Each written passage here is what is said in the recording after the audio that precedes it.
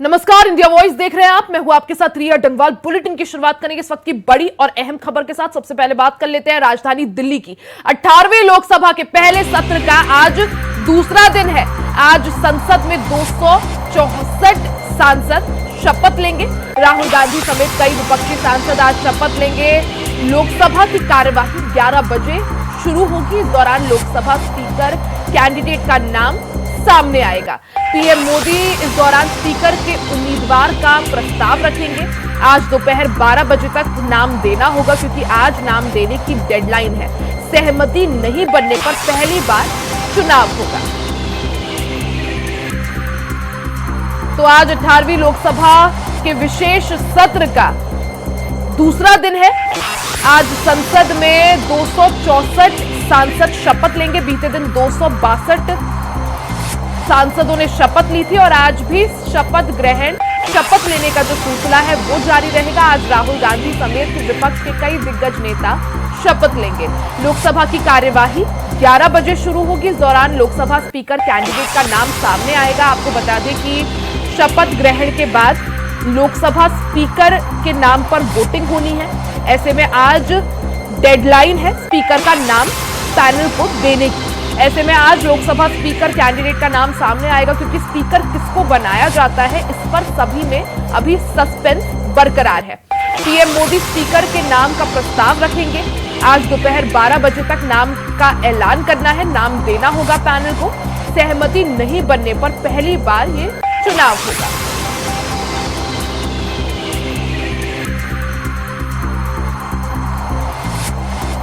तो 18वीं लोकसभा के पहले सत्र का आज दूसरा दिन। आज संसद में 264 सांसद शपथ लेंगे। आपको बता दें कि 24 जून से ये विशेष सत्र की शुरुआत हुई, जो 3 जुलाई तक चलेगा। इन 10 दिनों के दरमियान हमने देखा कि पहले दिन किस तरह से जो नवनिर्वाचित सांसद थे उन्होंने शपथ ली। आज भी सांसदों के शपथ लेने का सिलसिला जारी रहेगा। आज संसद में 264 सांसद शपथ लेंगे, जिसमें राहुल गांधी समेत कई विपक्षी सांसद मौजूद रहेंगे। इस दौरान लोकसभा की कार्यवाही 11 बजे शुरू होगी। लोकसभा स्पीकर कैंडिडेट के नाम आज सामने आएगा।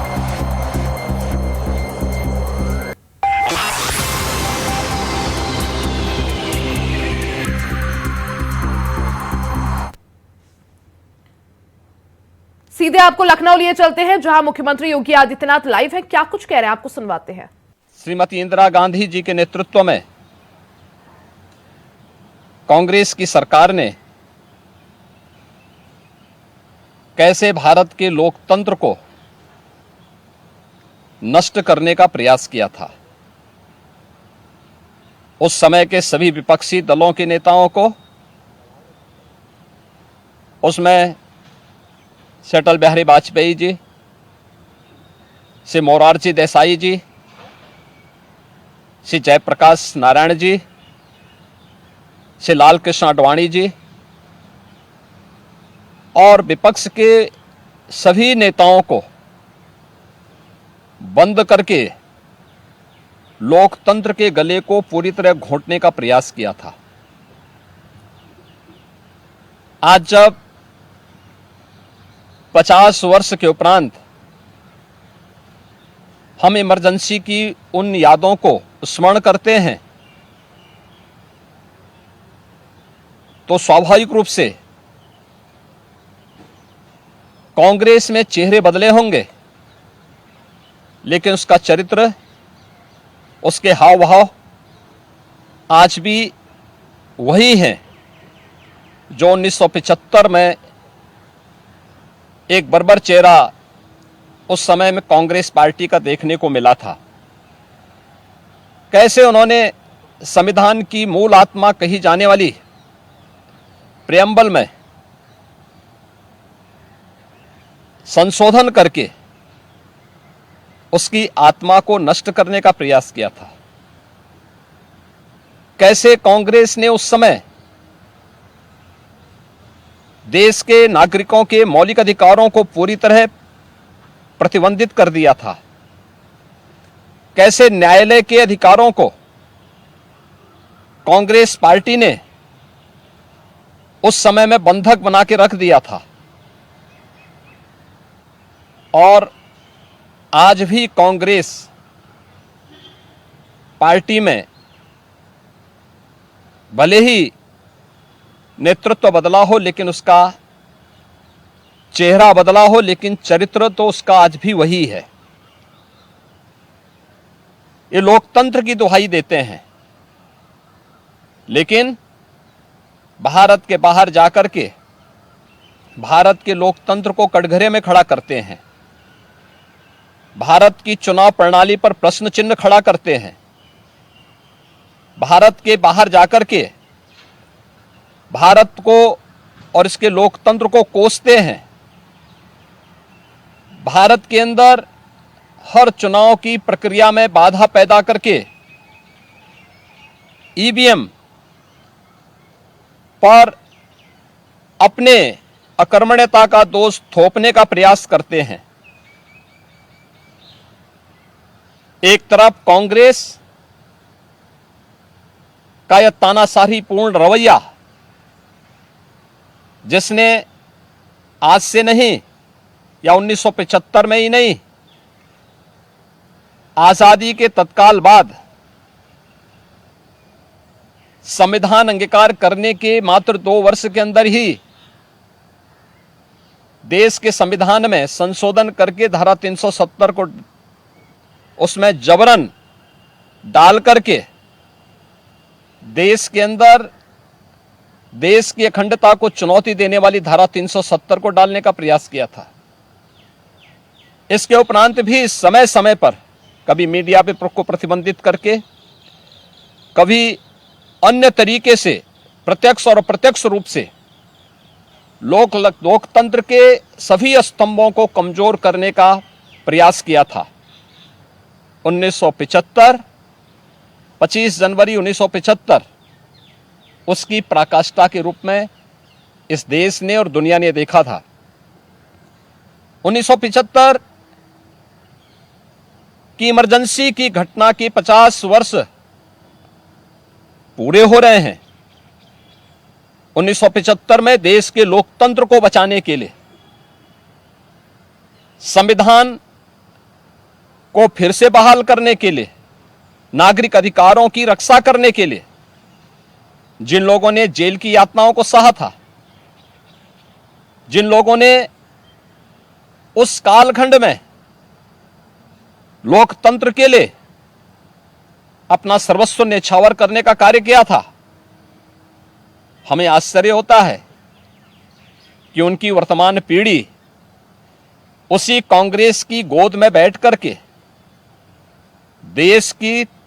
देश को फिर से कांग्रेस की तानाशाही और लोकतंत्र विरोधी, संविधान विरोधी तंग दायरे की ओर धकेलने का कुत्सित प्रयास कर रही है।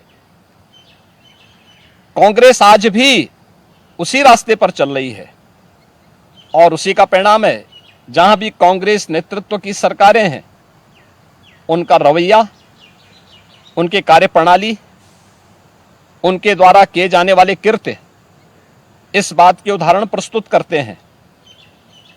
उनके जो सहयोगी हैं, बंगाल में टीएमसी है, केरल के उनके सहयोगी हैं, या तमिलनाडु के उनके सहयोगी हैं, या कांग्रेस नेतृत्व की सरकारें जहां कार्य कर रही हैं, उनकी कार्य पद्धति को आप देखें। जो लोग जनता को गुमराह करके संविधान के नाम पर संसद की कार्रवाई को बाधित करने का प्रयास कर रहे हैं, वे लोग कभी अपने गिरेबान में भी झांक के देखें। क्या उन्होंने सही मायने में संविधान का पालन किया था? क्या यह सच नहीं कि देश की संसद में कांग्रेस के एक वरिष्ठ नेता ने वहां पर जिस प्रकार का आचरण किया था, एक बिल को संसद के फ्लोर पर ही किस तरीके से अपमानित करने का काम किया था, वहां फाड़ने का काम किया था, ये क्या किसी से छुपा हुआ है? या अन्य अनेक ऐसे कृत्य जिसने लोकतंत्र को कमजोर किया है और लगातार देश के लोकतंत्र को कमजोर कर रही है। ये सभी कांग्रेस के वे कृत्य हैं जिसके लिए कांग्रेस को यह देश कभी माफ नहीं करेगा। कांग्रेस पार्टी को और कांग्रेस की इस तानाशाही में प्रत्यक्ष और अप्रत्यक्ष रूप से सहभागी बने उन सभी राजनीतिक दलों को भी, जिनका उदय ही देश के अंदर कांग्रेस के खिलाफ लोकतंत्र को बचाने के लिए हुआ था, आज वे कांग्रेस की गोदी में बैठ करके जिस तरीके का आचरण कर रहे हैं, यह देश और इस देश की जनता उसे किसी भी स्थिति में स्वीकार नहीं करेगी। कांग्रेस को और कांग्रेस के इन सभी सहयोगियों को जिन्होंने लोकतंत्र को कमजोर किया है, संविधान के प्रावधानों को समय समय पर मानने से इनकार किया है, इसके लिए आज इमरजेंसी की 50 वर्ष पूरे होने पर इन्हें देश की जनता से माफी मांगनी चाहिए अपने इस कृत्य के लिए और अपने न केवल चेहरे को बल्कि चरित्र को देश के संसदीय लोकतंत्र के अनुरूप ले जाने के लिए अपने आप को तैयार करना चाहिए।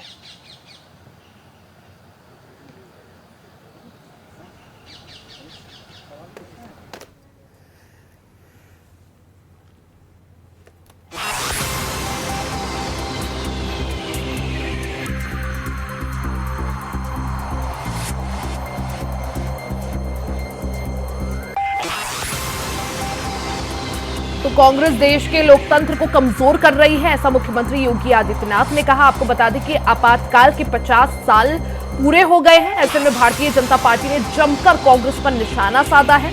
साफ तौर पर मुख्यमंत्री योगी आदित्यनाथ ने मीडिया के सामने आकर कहा कि कांग्रेस देश के लोकतंत्र को कमजोर कर रही है।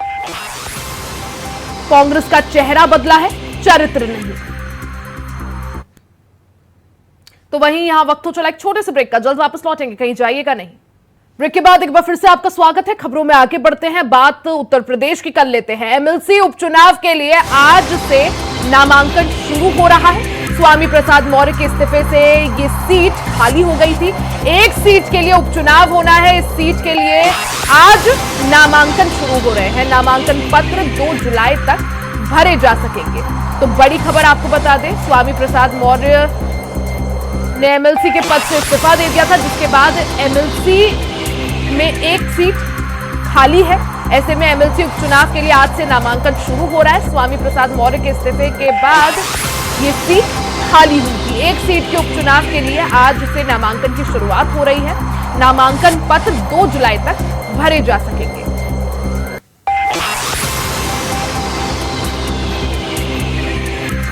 तो उत्तर प्रदेश विधान परिषद में एक एमएलसी की सीट खाली है। स्वामी प्रसाद मौर्य के इस्तीफे के बाद ये सीट खाली हुई थी। हालांकि अब इस पर चुनाव होना है। उपचुनाव को देखते हुए आज से नामांकन की प्रक्रिया शुरू हो रही है और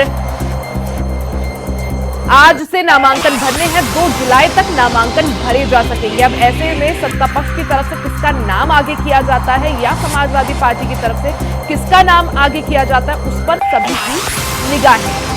समाजवादी पार्टी के विधान परिषद के सदस्य स्वामी प्रसाद मौर्य के इस्तीफे के बाद एक एमएलसी की सीट खाली हो गई थी, जिसके बाद अब उस सीट पर उपचुनाव होना है। उस सीट पर उपचुनाव के लिए आज से नामांकन की प्रक्रिया शुरू हो रही है और ऐसे में 2 जुलाई तक नामांकन दाखिल किए जा सकेंगे।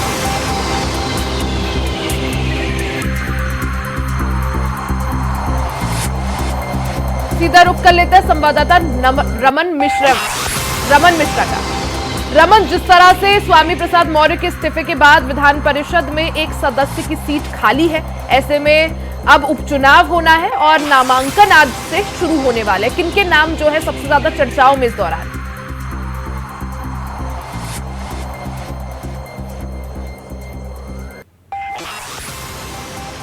रमन, आपको आवाज मिल पा रही है? जी रिया जी। रमन, सवाल यही, जिस तरह से उत्तर प्रदेश विधान परिषद में स्वामी प्रसाद मौर्य के इस्तीफे के बाद जो है एक सीट खाली है, ऐसे में अब उस सीट पर उपचुनाव होना है। आज से नामांकन शुरू हो रहा है, 2 जुलाई तक नामांकन दिए जा सकेंगे। किनका नाम सबसे ज्यादा चर्चाओं में इस दौरान? बिल्कुल भैया, जिस तरीके से स्वामी प्रसाद मौर्य ने कई विवादित बयानों के बाद में उन पर पार्टी ने शिकंजा कसा था, उसके बाद में उन्होंने पार्टी से भी इस्तीफा दिया था और विधान परिषद की सीट से भी इस्तीफा दिया था और अब लोकसभा चुनाव के बाद में उस सीट पर उपचुनाव होने हैं। आज से उसका नामांकन और 12 जुलाई को उसमें मतगणना होगी। ये जो सीट थी विधान परिषद की, विधायक कोटे की सीट थी, इसमें विधायक ही वोट करते हैं और ऐसे में आज से जो नामांकन शुरू हो रहा है, इसमें भारतीय जनता पार्टी और समाजवादी पार्टी दोनों तरफ से अभी तक किसका नामांकन होना है ये तय नहीं हुआ है। हालांकि भाजपा के पास 249 विधायक हैं और सपा के पास 104 विधायक का जो कोटा है। ऐसे में भारतीय जनता पार्टी का जो खेमा मजबूत है, लेकिन अभी भी कौन प्रत्याशी होगा इस पर दोनों दलों में मंथन चल रहा है, क्योंकि समाजवादी पार्टी जिस तरीके से अभी उत्तर प्रदेश में उसने बड़ी जीत हासिल की है, उसका भी जोश आई है और वह इस बार भी लगता है, क्योंकि जिस तरीके से मौर्य बिरादरी के कोटे में ये सीट थी, तो क्या मौर्य बिरादरी को ही किसी नेता को ये सीट दी जाएगी या फिर किसी अन्य बिरादरी के पीडीए फॉर्मूले पर दी जाएगी, ये अभी तक इस पर लेकिन रमन, जिस हिसाब से अगर विधायकों की बात करें संख्या बल के लिहाज से, बीजेपी जो है यहाँ पर मजबूत स्थिति में, तो क्या माना जाए, क्या बीजेपी से ही कोई या फिर समाजवादी पार्टी भी अपना कैंडिडेट यहाँ पर उतार सकती है? टफ फाइट देखने को मिल सकती है? बिल्कुल, क्योंकि जो ये सीट थी वो समाजवादी पार्टी की थी। भले भारतीय जनता पार्टी यहाँ पर मजबूत स्थिति में हो, लेकिन समाजवादी पार्टी इस चुनाव लगभग उसका लड़ना तय है, क्योंकि उसके कोटे की सीट थी और वो चुनाव जरूर लड़ेगी। बिल्कुल, यानी समाजवादी पार्टी बिल्कुल कोशिश नहीं करेगी कि ये सीट उनके पाले से जाए।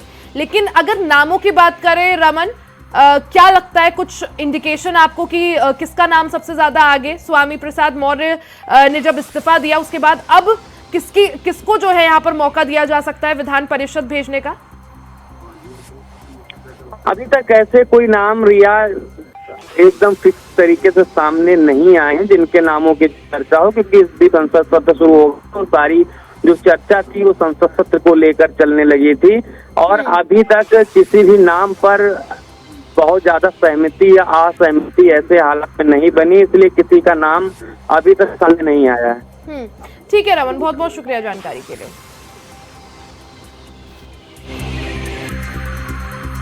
तो स्वामी प्रसाद मौर्य के इस्तीफे के बाद उत्तर प्रदेश विधान परिषद में एक सीट खाली हो गई थी, जिसके बाद अब उस सीट पर उपचुनाव होना है। उपचुनाव को देखते हुए नामांकन जो है आज से शुरू हो रहा है।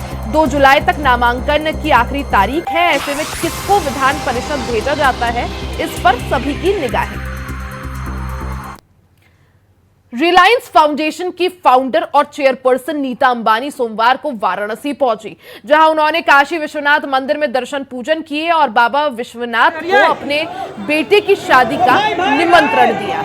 नीता अंबानी ने काशी विश्वनाथ के दर्शन के बाद कहा कि मैं यहां 10 साल के बाद आई हूं। ये कॉरिडोर जो काशी विश्वनाथ का है, इसकी भव्यता देखकर बहुत खुशी हो रही है। पिछले 10 साल में वाराणसी का लुक बहुत ज्यादा बदला है, यहाँ काफी विकास हुआ है। साफ सफाई देखकर भी बेहद खुशी हो रही है। इसके अलावा नीता अंबानी ने कहा कि अपने बेटे अनंत अंबानी और राधिका की शादी के बाद एक फंक्शन काशी में जरूर करना चाहूंगी।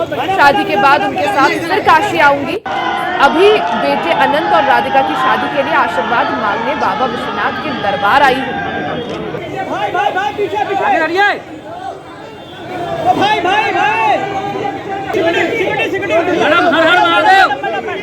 में अर्पित करने के लिए बहुत खुशी का समय भी है, पर ये यहाँ मैं 10 साल के बाद आई हूँ और यहाँ का बदलाव और विकास देखकर मुझे बहुत खुशी हो रही है। ये कॉरिडोर जो काशी विश्वनाथ कॉरिडोर है, नमो घाट है और जो सोलर एनर्जी है यहाँ और स्वच्छता, ये सब देखकर बहुत खुशी हो रही है। हाँ, तो यहाँ तो मेरा बहुत, काशी विश्वनाथ मंदिर में तो मैं दर्शन करने आई थी 10 साल पहले, बट मेरा कारीगरों के साथ बहुत सालों से रिश्ता है। वहीं संभल से सपा के सांसद जियाउर रहमान बर्क की गाड़ी ने एक बाइक सवार को टक्कर मार दी। हादसे में बाइक सवार युवक की मौके पर ही मौत हो गई। वहीं घटना की सूचना मिलते ही मौके पर पहुंची पुलिस ने कार ड्राइवर को गिरफ्तार कर आगे की कार्रवाई शुरू कर दी है। जानकारी के मुताबिक ये घटना बीती रात नखासा थाना इलाके के चहल होटल के पास की हुई है, जहां सांसद साहब की कार ने एक बाइक को टक्कर मार दी। वहीं मामले में पीड़ित पक्ष ने पुलिस पर मदद न करने और सांसद की कार को गायब करने का आरोप लगाया है। और मेरे भाई जो है चमरोवा गए थे किसी रिश्तेदारी में, वहाँ से वापसी लौट रहे थे भीमनगर के लिए। उनका मकान भीमनगर में है और भीमनगर से लौटते समय सांसद जियाउर रहमान वर्क की गाड़ी जो तेज गति से हसनपुर की साइड से आ रही थी और उनकी गाड़ी ने मेरे भाई की गाड़ी को टक्कर मारी। वो जगह पे ही एक्सपायर हो गए और एक्सपायर होने के बाद में उन्होंने गाड़ी जो है अपनी ले जाने की कोशिश करी है, लेकिन गाड़ी जो पुलिस ने वो जब्त कर ली है और जो ड्राइवर भी पुलिस ने पकड़ के थाने में बंद कर दिया है। लेकिन ड्राइवर भी और गाड़ी भी दोनों ही थाने से फरार हैं, ना ही गाड़ी है उस जगह और पुलिस फुल सपोर्ट में है, उन्हें बचाने का फुल प्रयास कर रही है। और जो है हमें जो है कोई भी कार्रवाई हमको कार्रवाई कर रहे हैं, हमें उस पर कोई भी सफलतापूर्वक नहीं मिल पा रही। और जो है पुलिस आई थी लेकिन हमें कोई भी किसी तरह का भी न्याय नहीं मिल लिया। 30 वर्ष निवासी अलीपुर थाना अछोड़ा कंबोह की मोटरसाइकिल एवं एक स्कॉर्पियो वाहन संख्या UP 38C 0880 में भिड़ंत हो गई, जिससे मोटरसाइकिल चालक की मौके पर ही मृत्यु हो गई, जिसका पीएम कराया गया है। स्कॉर्पियो चालक फहद पुत्र लईक अहमद निवासी नखासा को हिरासत में ले लिया गया है एवं इस स्कॉर्पियो को सीज कर सुसंग धाराओं में अभियोग पंजीकृत कर लिया गया है। मौके पर शांति व्यवस्था कायम है। शीघ्र ही जांच के क्रम में अग्रिम विधि कार्य सुनिश्चित की जाएगी। इसी के साथ इस बुलेटिन में फिलहाल के लिए सिर्फ इतना ही। खबरों का सिलसिला जारी रहेगा, बने रहे हमारे साथ।